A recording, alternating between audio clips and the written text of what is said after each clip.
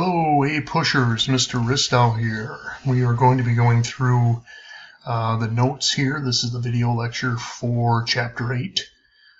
Chapter 8 is a chapter that covers mainly your social and, we'll say, cultural history during this time period. You can see here 1790 to about 1820. And in Chapter 8, we're going to be creating a Republican culture.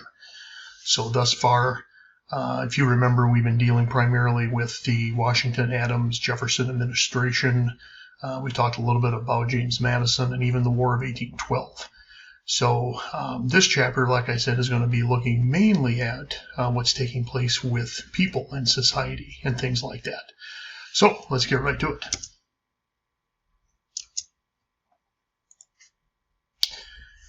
All right. One of the things that we're going to be discussing here, and one of the things you want to know, is this word Republican. And Republican here does not necessarily mean a political party. The term here, Republican, is referring to, or it's being inspired by people who are being inspired during this time period by political freedom. Many citizens are seeking to extend what were called Republican principles throughout society. So one thing you want to know here and keep in the back of your mind is exactly what these Republican principles or ideas were. And it kind of depends on who you were in society. For the entrepreneur, for the people who were starting businesses and things like that, like merchants and farmers and maybe political leaders, the word Republican or Republicanism meant a kind of a dynamic market economy, an economy based on private property, private ownership. They were open to legislative policies that assisted private business, so it would be state assistance toward private business and things like that. And they claimed anything that would enhance what was called, quote, the Commonwealth. So if you take a look at the title of the slide here, it's called the Capitalist Commonwealth. So whatever would be benefiting society or the Commonwealth. Other Americans, especially those who lived in the North, were in favor of and championed ideas regarding cultural values like equality in the family or in social relationships. So this is a chapter where you read about what's taking place with the family, how changes in the family are becoming more equitable. For example, the idea of arranged marriages are starting to fade away, and people are starting to marry more out of love. And that can be described as being a more Republican value. Okay. In the South, the term Republican meant something completely different. In the South, we know the southern states were sharply divided by class and by race, and politicians endorsed the idea of aristocratic republicanism, which basically means they stressed more liberty and freedom for whites than rather equality for all, right? So depending on who you were and really what part of the country you were living in, the word Republican takes on a different meaning. Okay, so keep those definitions in mind as we go through this chapter. And that's kind of the way the chapter is laid out. It's kind of laid out by groups of people that meet or have different definitions of the word Republican or Republicanism. All right, so one of the first things that we'll read about here and what's going on in the early 1800s is that, if you recall, there was a Bank of the United States that was hotly debated and was very controversial, right? In fact, it was one of the causes, arguably, that led to the creation of the first two-party system. Well, that bank's charter expired in 1816, and Congress rechartered that bank for another 20 years, beginning in 1816. And it was now known, of course, as the Second Bank of the United States. And this was still heavily attacked by, the Jeffersonians and whatnot. And when the bank's 20-year charter expired, it actually expired in 1811. The Jeffersonian dominated Congress refused to renew it at that time. But by 1816, Congress chartered the new national bank, and there were also over 240 state chartered banks with tens of thousands of stockholders and whatnot. And these state banks often were making shady operations that issued notes without adequate reserves in the banks and made loans to insiders and whatnot. And as a result of these shady deals and shady loans, in combination with speculators over-investing in land out west, because remember, there were a lot of settlers moving out west, this ended up creating an economic panic that became known as the Panic of 1819. And it was essentially a financial crisis that was very similar to the crisis that hit the United States and the world, for that matter, in 2008. And all kinds of things started to take place. The price of cotton, for example, in the South started to fall. Great Britain started to close off trade with the United States, so that hurt. Wheat prices started to plummet as well. Farmers' income started to decline because of the decrease in prices, and they couldn't pay off the debts that they owed to stores and to banks, and many of these stores and banks closed or they went bankrupt. So this was the panic, I guess. This economic panic of 1819 really was, for the first time, gave Americans really their first taste of the ups and downs of a market economy, the periodic booms and the periodic busts that are part of an economy that's largely unregulated. Okay, and throughout this time period, there was a growing distrust of banks, especially the second bank, especially these state banks, because of all the shady dealings that they were making. And as a result, the second bank of the United States starts to play more of a role on the economic scene. Now, the Panic of 1819 really devastated merchants and farmers, because these were the people who sold goods in both regional markets in the United States, but also national markets. And some, of course, around the world, goods that were exported. So they were hit particularly hard by the panic. And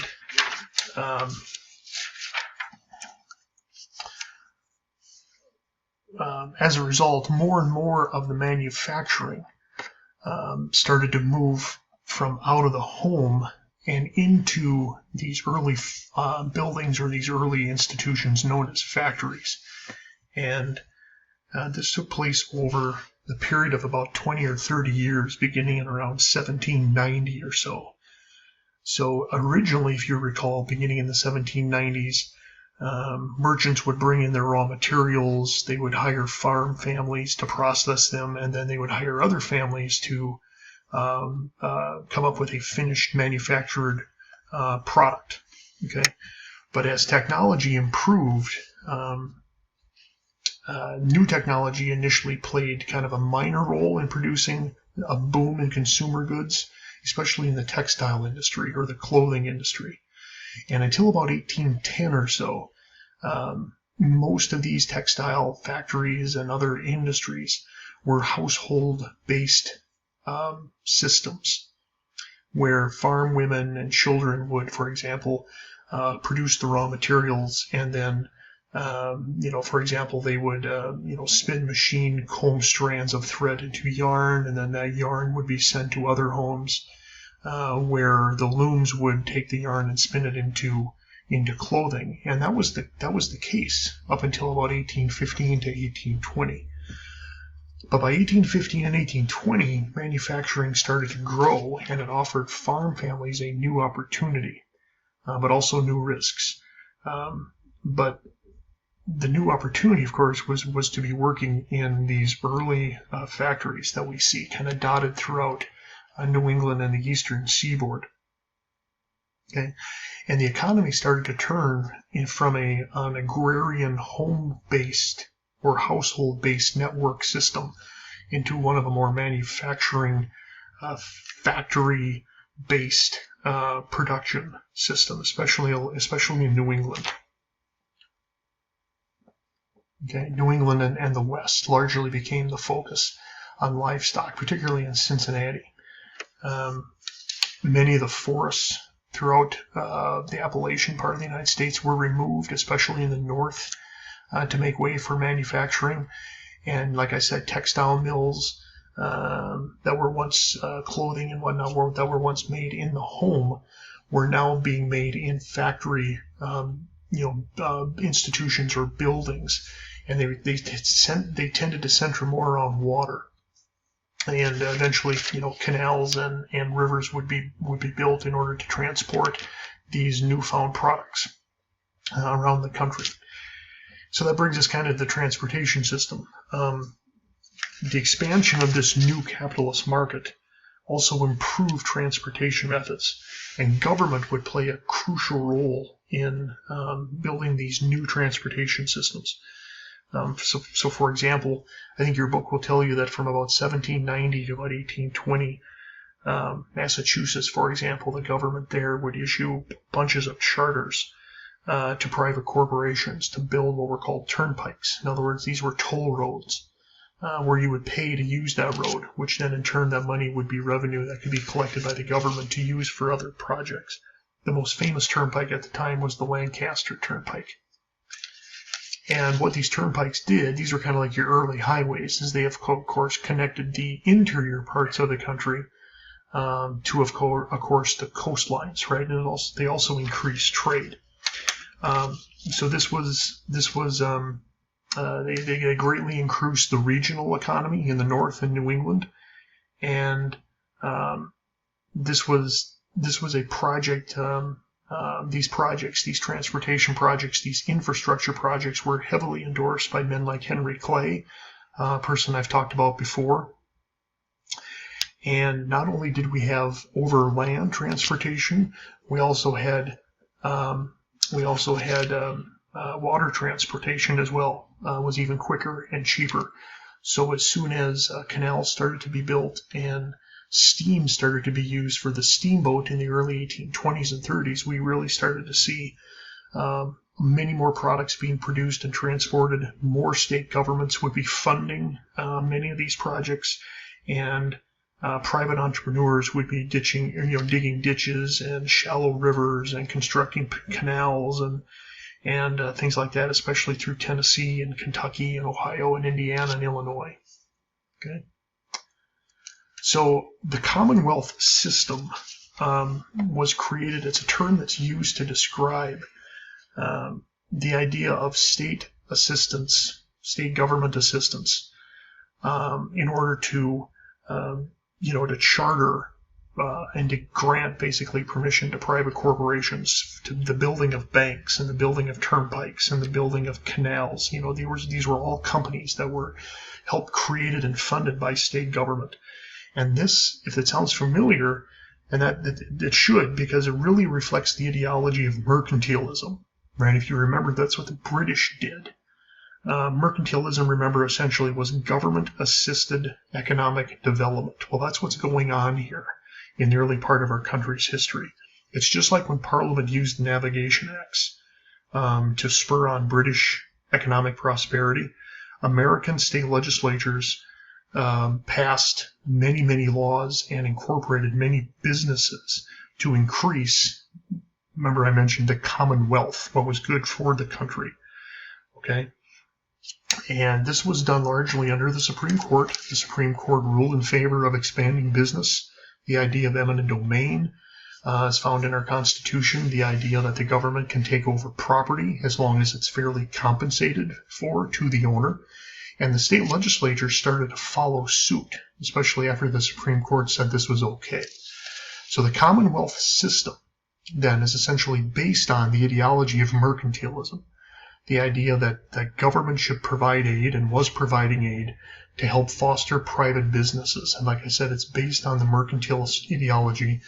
And there is our guy, John Marshall, who helped support in many court cases during this time rule in favor of expanding business for the sake of the Commonwealth.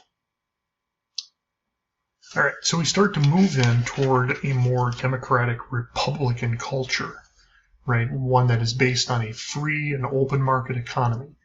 Remember, that was one of the definitions that I mentioned early on. All right, so the first part of the chapter here discusses what the word Republican or Republicanism meant if you were more of the entrepreneurial-minded merchant or farmer or perhaps political leader, right? It meant that you were in support of and fostered a dynamic market economy, again, based on the ideas of private property ownership and capital, money capital, okay? But republicanism also took on different meanings, again, depending on who you were. For some, it took on the meaning of equal opportunity and equality, particularly for white men. Okay, the United States was actually unique in the world. There were no aristocratic families. It was not part and has never been part of our culture, the unique American culture, unlike in Europe. Plenty of people who came here and visited the United States during this time could not believe what they were seeing. That was the absence of a hereditary aristocracy that existed in Europe. This was something that Americans condemned. We condemned inherited social privilege, and we actually fostered the ideas of legal equality. Okay, where the idea is that the law is the same for everyone. You've heard the saying, "No one is above the law," or that's where this comes from. And this threatened a lot of people, especially some Americans who come from long distinguished families, felt threatened by this kind of ideology of wealth-driven social mobility, wealth that is you're not born into, right? In other words, based on merit. So there was a change of old cultural laws, and these new laws that start to be put into place. And there were numerous laws that restricted the rights that were based on race and that were based on gender. Okay, and depending on where you were, north or south, these laws took on different meanings in different cases. So, for example, Ohio in the early 1800s disenfranchised African Americans. They wouldn't allow them to vote. That was in Ohio. That was a northern state. Remember, all 13 states, slavery was illegal.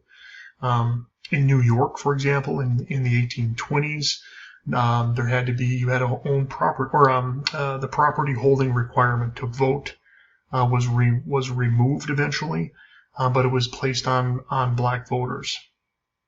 So again, it depended on who you were and where you were, but by and large, there was more equal opportunity and whatnot for white men, or in other words, the values and ideals of republicanism held more true for white men than any other race, and certainly any other gender. So there was also a large controversy, and there will be for quite a while, surrounding women's rights, political rights, and what started to change during this time period was the idea of ideas arguing against patriarchy, the idea that men are the head of the household. The author and historian Mercy Otis Warren argued that patriarchy was not what they called a natural rule, but was rather something that society had contrived and thought up. And it was only contrived and thought up for the sake and betterment of families. So this idea started to develop and started to kind of seep into American culture, and it started to affect marriages. Okay, and to meet the definition of a Republican marriage, what did that look like? Well, during this time, there was an ever-increasing amount of people, young men and women, who started to choose their own partners based on what was called sentimentalism, or the idea that marriages were now based on love. And there were fewer marriages as the decades go on that were based on an arrangement. Remember, that was the way it was back in the colonial days. Well, by 1810, 1820, that started to change. Right? And a lot of these marriages now were based on the ideas of the Enlightenment, that there was a physical, sensuous, appreciation of God and nature and fellow human beings. And this was the emphasis that a lot of people felt. This deep emotion was written about in literary works, popular theatrical melodramas, People would hear about it at church, right? So from their pastor. And these were marriages that were also known as companionate marriages. In other words, these were marriages like people get married today. They're known as companionate marriages. Many young people at the time were looking for a relationship based on intimacy, and a spouse, right? A spouse that they loved, rather than an economic arrangement. Okay, so that would meet the definition of a Republican marriage. When I said earlier that another definition of Republican also depended on where you were, especially in the North. Okay, it was the northern states specifically that started to champion these new Republican cultural values, especially more equality within the family. And in this case, not only just family, but more equality in social relationships. Something to keep in mind, even though these marriages were based on companionate marriages, husbands still had more power than their wives did. Wives had to agree to give up their property. The marriage was a voluntary contract, it was viewed, between individuals. Even though the marriages based on love conformed more with Republican ideas, in theory, though, wives still had to give up much of what they owned to their husband. And another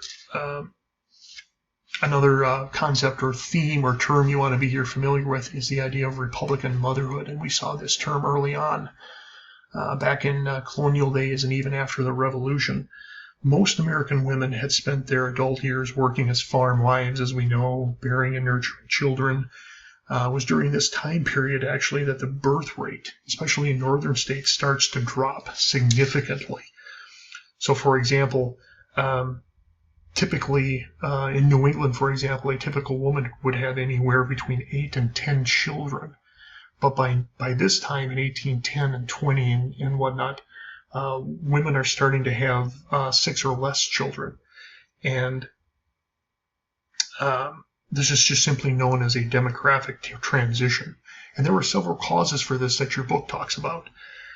So women start to bear fewer children. They still took on a greater proportion of responsibility for the welfare of the family. And this was written about in a lot of books at the time and pamphlets at the time. Christian ministers, for example, talked about this in church. And they embraced this idea of Republican motherhood, which can be viewed at and is defined as mothers raising their children to be good citizens, or what many Christian ministers would call, quote, preserving virtue and instructing the young are not the fancied but the real rights of women. This is what Reverend Thomas Bernard told his congregation in Salem, Massachusetts. So that's kind of what the definition of Republican motherhood is. It also deals with women taking more of an active role in their children's education. Okay, so again, these are things that kind of meet the ideals of republicanism: more family equality and a change in social relationship. There was even changes within the family in terms of how children were being raised, and Republican values started to change the assumption about how not only children were raised, but the ideas of inheritance, right? English common law encouraged primogeniture. And primogeniture is a term that's used to describe, or the idea that everything that the family has eventually would be passed along, but it would be passed along to the eldest son, so he would inherit everything. But after the Revolution, a lot of the state legislatures started to enact certain statutes and whatnot that made it so that equal division among family estates should be made to all children. So it wasn't just the oldest. So by 1810, 15, and 20, different ideas about how children should be raised started to take shape, along with these new Republican ideals and Republican principles.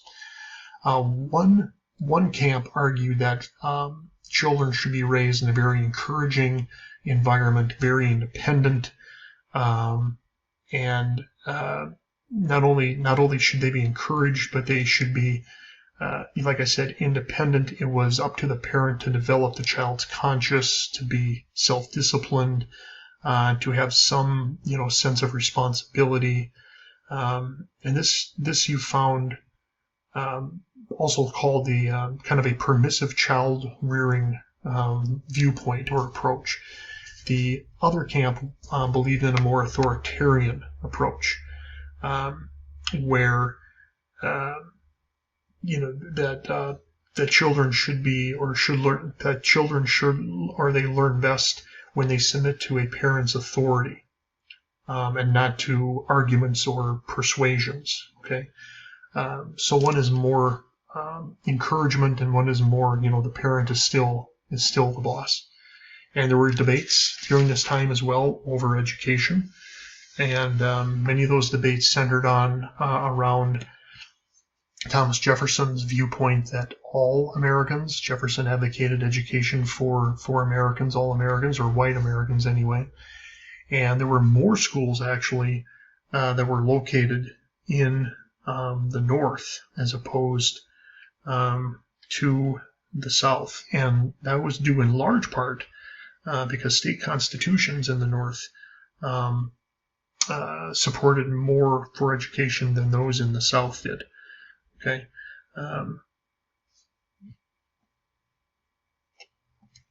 And by 1820, the funding for states in the North, especially state school funding in the North and public education, started to increase more so than we start to see in the South. Right? And what all this did is it started to promote a cultural independence among society. Okay. All right, so we're gonna wrap this slide up, and with cultural independence and education, we start to see men like Noah Webster, the famous Noah Webster, who's responsible for the Webster Dictionary. He plays a major role in help standardizing the English language. Right, so he plays a major role in education, and by putting eventually together what the dictionary would be. Okay, there's Mercy Otis Warren. All right, so that kind of sums up then kind of the second definition of republicanism, especially if you were in the North, right? Addressing things like equality in the family and how it changed social relationships among the family, but also among society. The third definition I told you of republicanism, if you were in the South, had to do with aristocratic equality and the idea that equality and liberty is reserved for the white part of society, certainly not slaves at that time. So what did it mean to be a Republican or to invoke republicanism in the South? We're mainly talking about here, at least now, the 1776 to 1800. A little backstory. There were thousands of slaves that were gained their freedom because they fought with the British on the British side during the Revolutionary War. Right? And remember, during the war, the British Parliament basically said, if you fight with us against the colonists, we will grant you your freedom. And there were thousands of slaves that took advantage of that and were granted their freedom. But the thousands of African Americans also supported, we know, the Patriot cause and fought on behalf or with the colonists. And they wanted to basically raise their social status, especially in New England. So they would volunteer for, military service. They would serve in state militias and whatnot. And over time, states would grant what were called manumission laws. And manumission laws began early. For example, in Virginia, there was also a manumission law eventually in Maryland. But a manumission law, think of it as granting freedom to those blacks in those particular states. And one of the earliest ones was in early 1780s in Virginia. And what that did is it allowed for their owners to free them after a certain time period. And there were tens of thousands that were granted manumission in Virginia.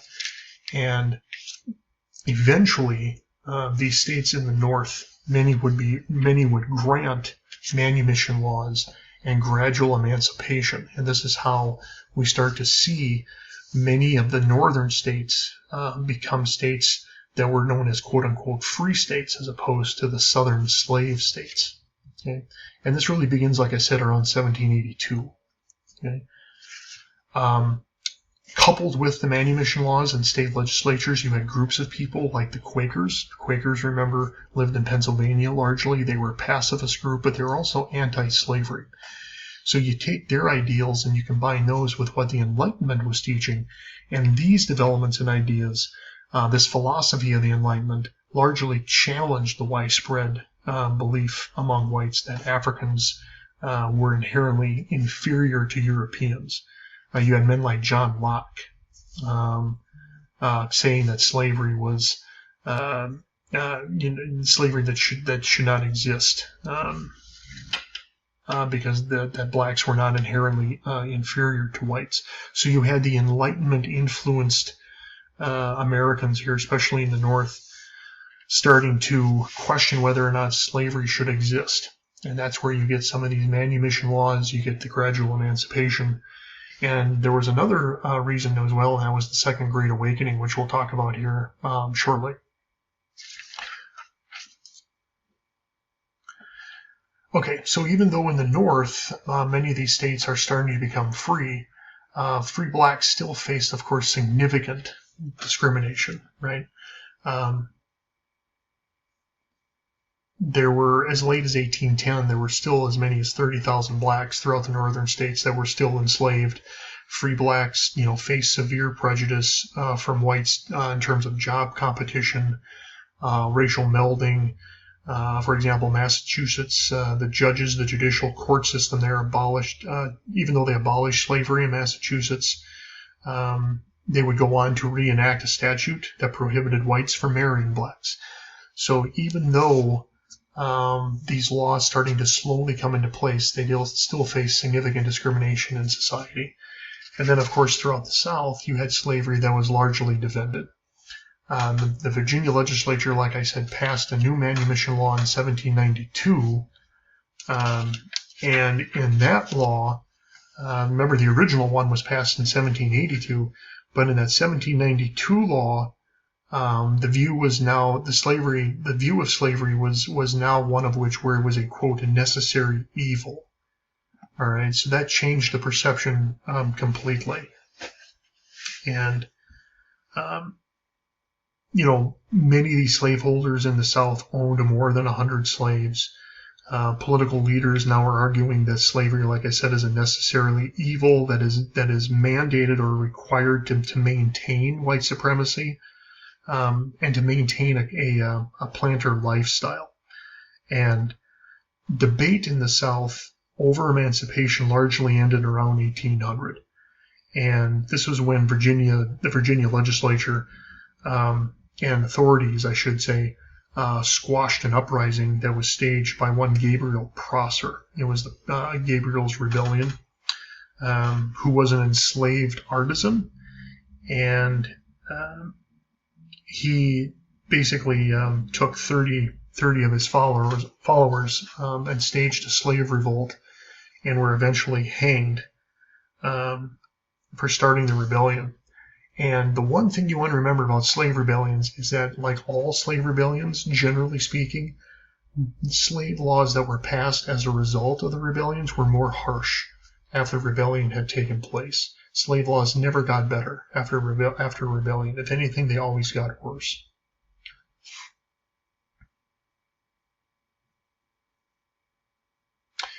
Okay.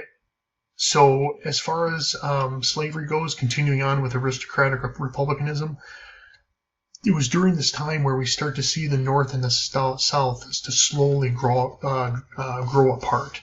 Okay, I mentioned earlier the number of European visitors that came to America during this time, and they agreed that the North and South now have a very, very distinct culture or distinct characteristics.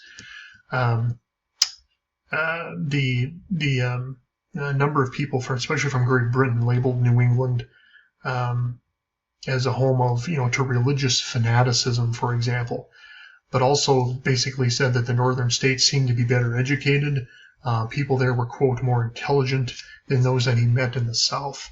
And he said that there was a state of poverty that existed in the South that he did not notice in New England.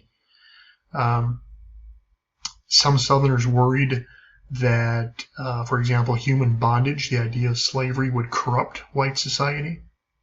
And we just saw things, the divide between North and South started to become wider and wider and wider in terms of cultural differences. Okay. I mentioned earlier the amount of money spent on education, for example, was very different. So, for example, I think your book will tell you that around 1800, in Virginia, in Essex County, they spent about 25 cents per person for local government, including the schools, whereas in Acton, Massachusetts, they spent $1. So that was a huge difference between the two. So education was much better in the North. There were higher literacy rates. As far as slavery and national politics is concerned, eventually, the South would make this transition from slavery being what they called, quote, a necessary evil to maintain white supremacy to one where it is now a positive good, okay, by the War of 1812. And Southern dominance started to take place in the federal government to protect the institution of slavery. And eventually African Americans, of course, would be speaking out. They did this in a number of ways. With the cotton boom took place largely because of the invention of Eli Whitney's cotton gin, which made it easier to pick cotton. And as a result of that, the number of slaves in the South increased exponentially. And one of the ways that African Americans start to speak out is many Americans kind of redefine the institution of slavery as a problem rather than just this, a hundreds of year old institution, social condition. And many prominent citizens, white prominent citizens, founded the American Colonization Society. And one of its members was Henry Clay. And what the society proposed was to take free slaves, and they would send these people back to Africa, specifically Liberia. And Henry Clay, like I said, who was the Speaker of the House of Representatives at the time, who was also a slave owner, he was one of the people, of course, proponents of the idea. He argued, too, that that colonizationists argued that slaves had to be freed and then resettled. That was the idea in Africa or, like I said, Liberia or someplace else, he argued. And Liberia, if you know, is on the west coast of Africa. So a colonization society like this one argued that slaves should be freed, but then shipped back to Africa. New black churches start to develop as well.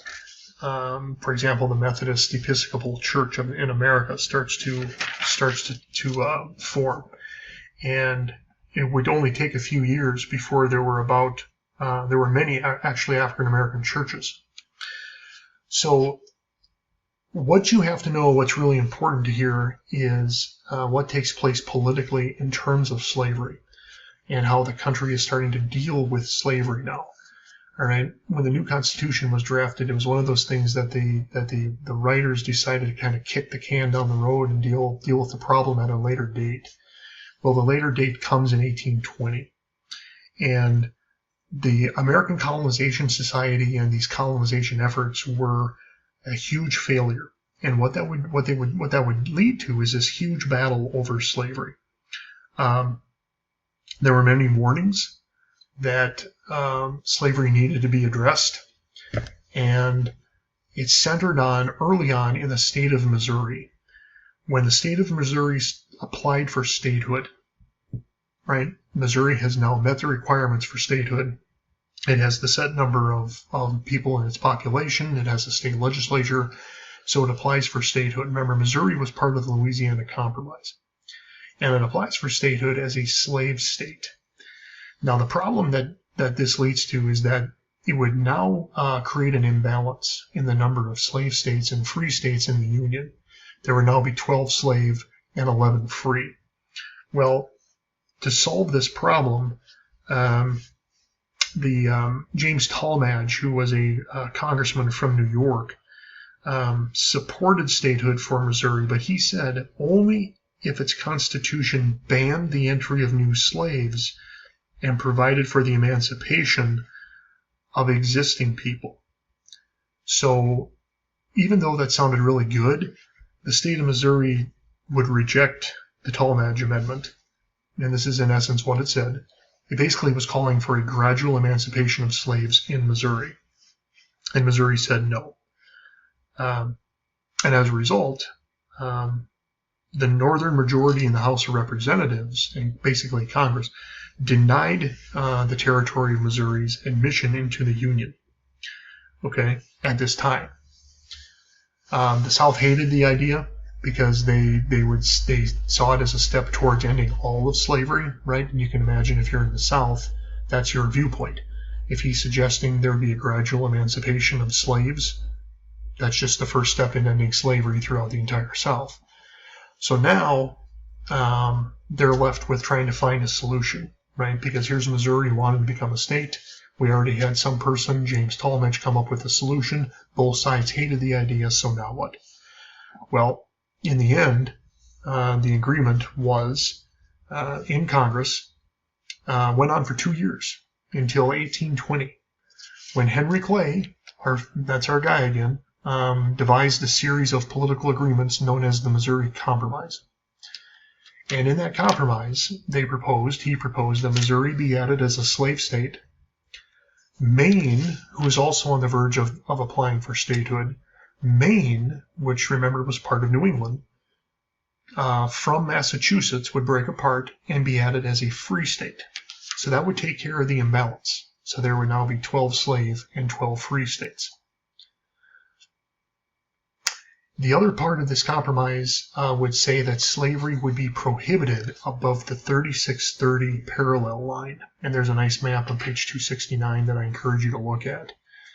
All right, now here's the thing. There's John C. Calhoun, who was a rabid slave owner and a staunch South Carolinian famous congressman that we've talked about already. He was a war hawk, remember, during the War of 1812. Anyway, the tricky thing about the Missouri Compromise is that when you look at the map, all territory as of right now, according to the Missouri Compromise, north of the 3630 line would be free, forever free, except for Missouri. Missouri sits north of the 3630 line. And this was part of the compromise. It would be added as a slave state, Maine would be added as a free state, and everything north of the 3639, except for Missouri, would be forever free. Okay? So here's the map, and you can see the 3630 line is, right there. It's the southern border between Missouri and Arkansas Territory. And everything north of that line would be free, and with the exception of the state of Missouri. So Maine enters the Union in 1820 as a free state, Missouri enters as a slave state, and that's how the country dealt with slavery in 1820. So you can say, well, they just kicked the can down the road a little further, or they decided to punt, right, and deal with the problem another day. This is what they believed the solution was in 1820. Okay? All right, to finish it off here, this chapter off, we also have Republican ideas that are starting to take place in religion. And if you recall, in the colonial era, religion played a significant role in American life. But it really wasn't an overwhelming role. And then about 1790, right, there was a religious revivals that started to take place. In fact, even before then, recall the First Great Awakening that took place in 1730s and the 1740s, right? And these revivals changed the lives of blacks. They changed the lives of women. Thousands of people became, either Baptists or Methodists, and eventually would create the Black Christian Church. And then we had evangelical Christianity start to take shape throughout the 1790s and early 1800s. Well, the Republican Revolution of 1776 started to create new ways or new avenues in religion. And this started to take shape actually early on in Virginia. And Thomas Jefferson was responsible for his famous bill known as the Establishing Religious Freedom, or the idea of separation of church and state, and that there should be no official religion in the state of Virginia, which of course is where Jefferson was from. But it also helped spur on the ideas and inspired the ideas of the First Amendment, the idea that Congress should not create any law or pass any law that would infringe upon your freedom of worship or freedom, or tell you the way what your religion should be. So, in other words, the idea of having an established church in this country never came to pass because of things like Jefferson's bill in Virginia and the ideas of the First Amendment. There was an increase in the number of denominations, church denominations, that would help guarantee there would never be an established church like the Church of England, right? Because there were just so many different denominations. And the relationship between church and state started to become wider and wider, right? Virginia starts to outlaw religious requirements for political office. The funding of churches came from many different members. This was known as volunteerism. And then Republican church institutions, like I said, evangelical Methodists and Baptist churches start to gain a large number of people during this time. And what this eventually leads to is known as the second major religious revival, known as the Second Great Awakening. And this took place, the way I can remember it, is it took place about 100 years after the First Great Awakening. So by the 1830s and 1840s, we're looking at a Second Great Awakening. And this would cause a new kind of religious landscape in America. And this led to a widespread of Christianity throughout the United States. And it was a series of very emotional meetings, gatherings that you saw, for example, here in the bottom right corner. And it's created a new religious landscape that was inspired, that took place during the First Great Awakening. If you remember the First Great Awakening led by the preachers Jonathan Edwards and George Whitefield and those gentlemen, the Second Great Awakening was much more emotional and emotionally based. It also led to a newfound appreciation for Black Christianity. Many more African Americans and a lot of people saw slavery. It caused a lot of people to see slavery similar to the plight of the Israelites that was going on in the Middle East. Okay, so you might be asked how the First and Second Great Awakening was different.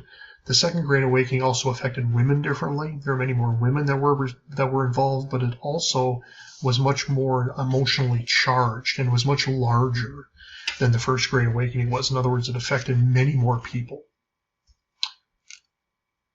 Okay, so we start to see religion as a reform, as a source of social change in society. We had new groups of people, for example, the Unitarians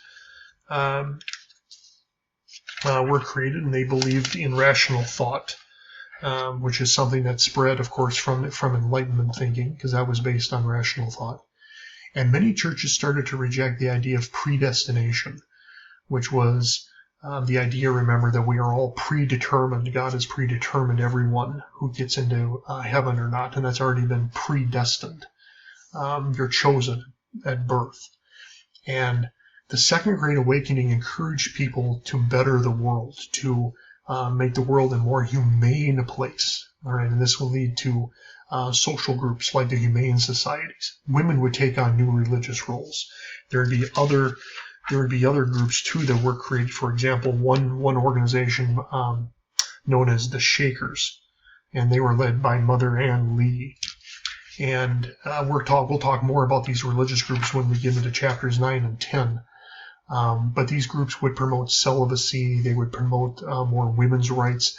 So with these religious reform movements, like the Second Great Awakening, this would encourage and inspire women to take on greater religious roles, but it also encouraged them to promote and try to gain more rights for them, both politically and economically as well. And there was a growing public presence in society. You can see here women gained some rights within the churches. For example, gender-segregated prayer meetings would end, where men and women were separate, and now they are mixed together. Mother's Magazine, for example, taught Christian women how to raise children, again, kind of going with that republicanism ideals and principles we talked about earlier.